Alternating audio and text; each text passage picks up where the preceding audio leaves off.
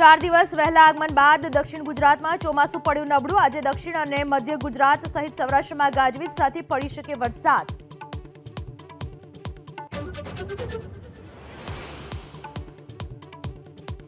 ઉનાળુ વેકેશન પૂર્ણ થતા આજથી રાજ્યભરમાં શાળાઓ શરૂ। અમદાવાદમાં કેટલાક સ્કૂલ વાહનમાં ક્ષમતાથી વધુ વિદ્યાર્થી જોવા મળ્યા।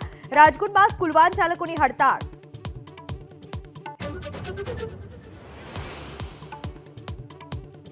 સાબરકાંઠાના વડાલીના મહોરમાં ડુંગર પર દીપડાની લટારથી સ્થાનિકોમાં ફફડાટ। વરઘોડાના શૂટિંગ સમયે કેમેરામાં કેદ થયો દીપડો।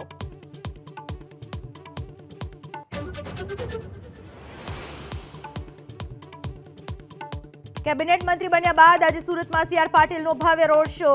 ભાજપના ધારાસભ્યો, નગરસેવકો સુરત એરપોર્ટ પર રાત્રે 8 વાગે કરશે ભવ્ય સ્વાગત।